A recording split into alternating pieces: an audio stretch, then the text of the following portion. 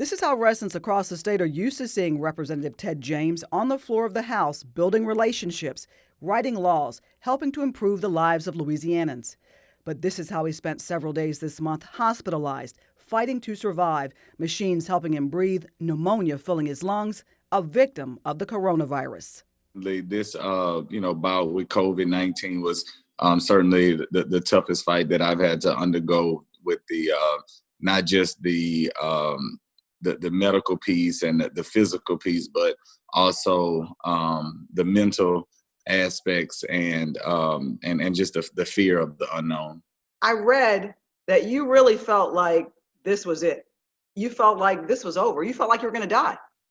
I did, and I felt like I'm not gonna say most importantly, but at times I felt like I didn't want to fight at all.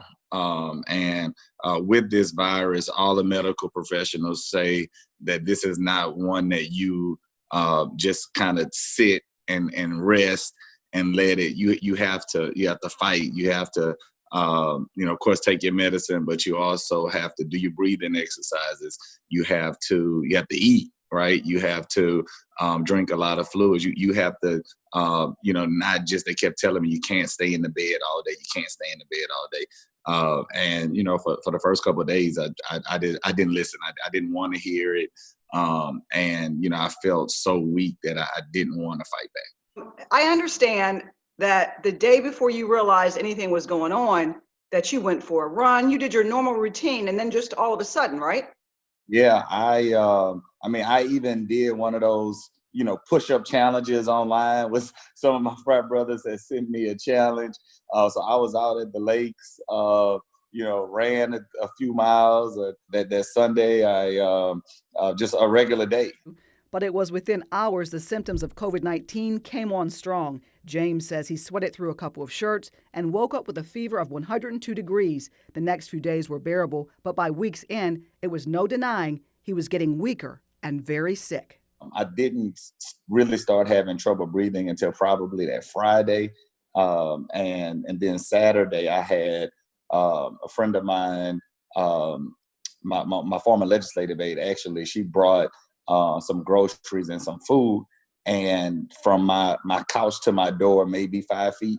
And at that point, I couldn't. Like, people had been dropping off stuff all week. My friends were bringing food over. People were bringing groceries. And that day, I can remember she brought some canes. She brought some Jason's Deli and some other groceries. And a lot of those bags remained on the floor until I was in the hospital, and I had friends come to my house to, grab some clothes and kind of clean up. So a lot of the stuff never made it inside fully into the house because I just didn't have the energy to pick it up. Just completely wiped out.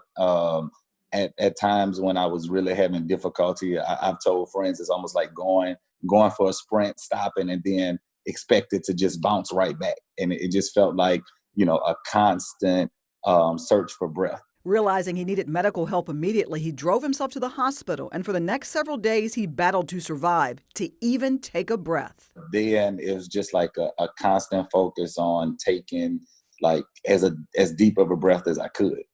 So you had to focus to even breathe. Mm-hmm. Yep.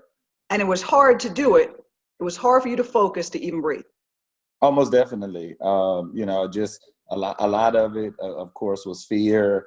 At the time, I'm still watching the news. I'm reading every article. So basically, you credit your nurses and the hospital people for helping you get back and engage?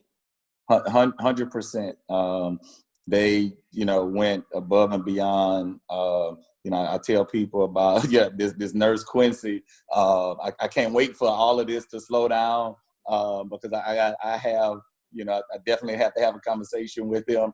And it's going to go further than sending lunch. Like, I owe a lot to, Quincy, and then he was the night nurse. Stephanie was my day nurse. James says for those thinking, I'm healthy, I'm young, and I won't get it, think again. He's in his 30s with no underlying health issues. He says anybody can fall victim. I was in the hospital with a very close friend of mine. He's my age, has a young family, and we're both in there. fighting for our lives at 38. So, number one, for folks in our generation, take the social distancing guidelines very, very seriously.